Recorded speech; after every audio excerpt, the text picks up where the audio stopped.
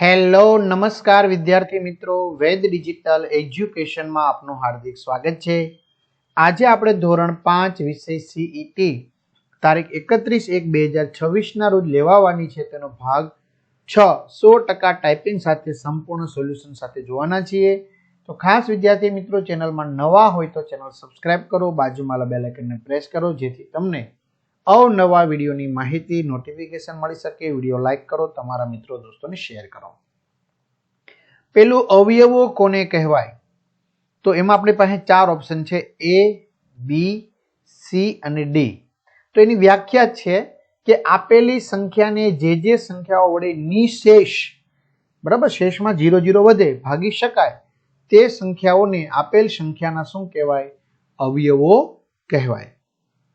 આપેલ સંખ્યા વડે જે સંખ્યાઓને નિશેષ ભાગી શકાય તો તે સંખ્યાઓને શું કહે છે?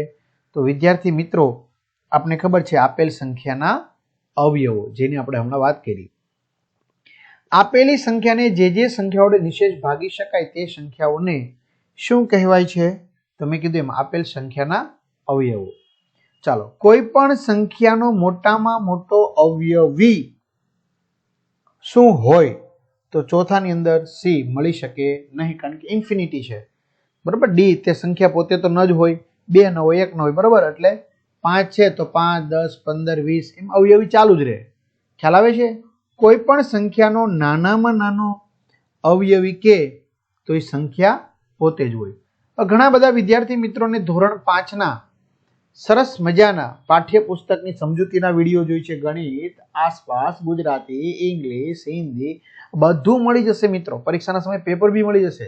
તો ગૂગલ પ્લે સ્ટોર કે જ્યાંથી તમે ગેમ ડાઉનલોડ કરો ત્યાં જઈને વેદ ડિજિટલ એજ્યુકેશન નામની એપ્લિકેશન ડાઉનલોડ કરો, ઓપન કરશો એટલે પેજ ખોલે, એમાં તમારા પોતાનો મોબાઈલ નંબર નાખો, સેન્ડ ઓટીપી કરો, 4 આંકડાનો ઓટીપી નાખશો એટલે પેડ કોર્સમાં પરીક્ષાના સમયે પેપર 3 થી 12 માં જાઓ, તમારું ધોરણ પસંદ કરી વિષય પ્રમાણે પાઠવાજ વિડીયો જોઈ શકશો। ક્લિયર? દરેક સંખ્યાનો નાનામાં નાનો અવયવ તો એમાં શું આવશે? 1, કોઈ પણનો 1 હોય જ। 12 ના અવયવી કેટલા મળે? તો ભાઈ આપને ખબર છે ઇન્ફિનિટી, અસંખ્ય, 12 નો ઘડિયો શરૂ કરી દેવાનો, 12 1 12, 12 2 24, 12 13 36 એમ અનંત સુધી 12 ઉમેરતા જવાના। અવિભાજ્ય સંખ્યાને કેટલા અવયવો હોય? તો અવિભાજ્ય સંખ્યા હોય વિદ્યાર્થી મિત્રો, એને 2 અવયવો હોય, એક સંખ્યા પોતે અને એક 1। 9 ના બધા અવયવો કયા છે? તો આપણે જો આમ ન ખબર પડે તો 9 1 9 ને 3 તેરી 9, તો 1 3 અને 9, તો જવાબ શું આવશે આપણો? સી। 60 ના અવિભાજ્ય અવયવો કોણ કોણ થશે? 60 ના અવિભાજ્ય, બરાબર, તો 2 તો અવિભાજ્ય સંખ્યા છે, તો જોઈ લે પેલું 2 દુ 4, 4 તેરી 12, 12 પંચાને 60, ચાલો એ તો આવી ગયો। 2 તેરી, તો આમાં વિભાજ્ય છે, જો 2 તેરી 6, 6 તેરી 18, 18 પંચા 90 થઈ જાય, તો આ ન આવે, આમાં વિભાજ્ય છે। રેડી? એટલે પેલું એ આવશે। 18 ના અવિભાજ્ય અવયવો લખો, ખાસ ધ્યાન રાખવાનું છે। 3 તેરી 9, 9 દુ 18, 2 દુ 4, 4 તેરી 12, આ ન ચાલે, આ વિભાજ્ય છે, આ પણ વિભાજ્ય છે। 16 ના બધા અવયવો કયા? તો આપણે જોવાનું, 16 કોના કોના ઘડિયામાં આવે? 16 1 16, 8 દુ 16, ચોકે ચોકે 16, તો 1 2 4 8 16। 12 માં શું આવશે વિદ્યાર્થી મિત્રો? ડી। 12 ના અવિભાજ્ય અવયવો લખો, તો 4 તેરી 12 કોઈ દી ન લખશો, કારણ કે 4 વિભાજ્ય છે, 6 વિભાજ્ય છે, 12 વિભાજ્ય છે, તો 2 દુ 4 તેરી 12 અવિભાજ્ય કીધા છે। 48 ના અવિભાજ્ય અવયવો લખો, તો આમાં વિભાજ્ય છે, નહીં આવે, આમાં વિભાજ્ય છે, આ નહીં આવે, આમાં વિભાજ્ય છે, આ નહીં આવે, તો ખબર પડી ગઈ, એક જ વધ્યું। 2 દુ 4, 4 દુ 8, 8 દુ 16, 16 તેરી 48। 16 ના અવયવો કયા કયા છે? તો હમણાં આપણે કીધું 16 ના અવયવો 1 2 4 8 16, 15 માં શું આવશે? એ। 14 ના અવિભાજ્ય અવયવો કયા? 7 દુ 14। 1 ના અવયવોની સંખ્યા, હાલો 1 ના અવયવો કેટલા છે તમારે મને કહેવાનું છે, તો 1 ના અવયવો પોતે 1, બરાબર। ત્યાર પછી આપણે આગળ વધીએ વિદ્યાર્થી મિત્રો। 6 અને 8 નો સામાન્ય ગુણક કયો છે? એટલે કે 6 ના ઘડિયામાં 2 આવે ને 8 ના ઘડિયામાં 2 આવે તો 24. 6 ચોક 24, 8 તેરી 24. નીચેના પૈકી 8 ના અવયવી એટલે 8 નો ઘડિયો કયો છે? 8, 16, 24, 32, 40. જો ખાસ વિદ્યાર્થી મિત્રો અવયવી કીધા છે, અવયવ કીધા નથી. ઓકે, ખ્યાલ આવે છે? ઓકે, ચાલો આગળ વધીએ. નીચેનામાંથી કઈ સંખ્યા 6 નો ગુણક છે? બરાબર, 6 વડે ગુણી શકાય. 6 નવા 54.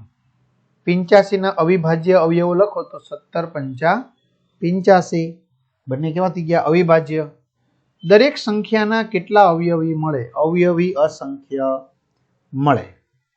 24 નો નાનામાં નાનો અવયવ તો કોઈ પણ સંખ્યાનો નાનામાં નાનો અવયવ કોણ હોય? 1 પોતે હોય.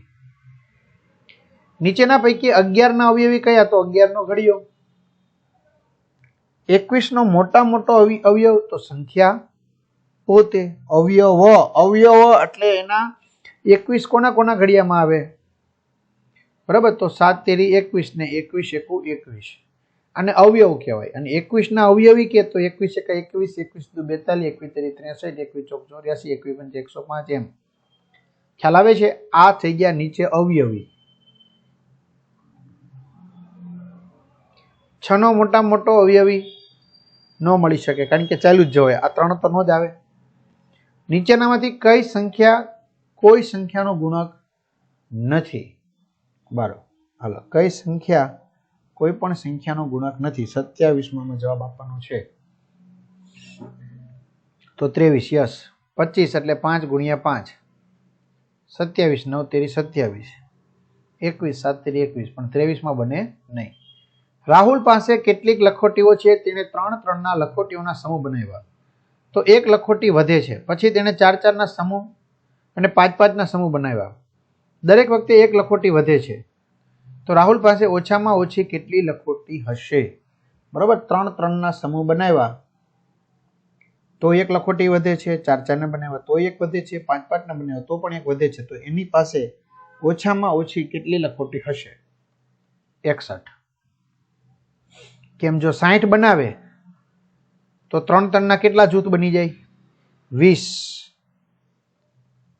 4 ના કેટલા બની જાય? 15. 5 ના કેટલા બની જાય? 12. બરાબર, તો આમાં વધતી નથી. 20 બનાવે તો 5 ના કેટલા બની જાય? 4 જૂથ. 4 ના કેટલા બની જાય? 5 જૂથ. તો એમાં વધતી નથી. અને 3 ના બનાવવા જાઓ તો કેટલી વધે? 2. 30 લઈ લ્યો તો 4 ના બનાવજો તો 2 વધે. પણ 61 હોય તો બધામાં આવી જાય. બરાબર, અને બધામાં એક એક વધી જાય એટલે 61 જવાબ આવશે. 30 કઈ સંખ્યાનો ગુણક છે? 2 નો, 3 નો, 5 નો? તો કે આપેલા તમામ. બધાના ઘડિયામાં 30 આવે છે. વિભાજ્ય કે અવિભાજ્ય ન હોય તેવી સંખ્યા કઈ છે? 1. વિભાજ્ય નથી ને અવિભાજ્ય નથી. તો આ રીતે વિદ્યાર્થી મિત્રો સરસ મજાનું સોલ્યુશનની ચર્ચા કરી. તો તમારા મિત્રો દોસ્તોને જાણ કરી દો. ચેનલમાં ન હોય ચેનલ સબસ્ક્રાઇબ કરો, વિડીયો લાઇક કરો. અહીં સુધી આપણે રાખીએ. અસ્તુ. જય હિન્દ, જય ભારત.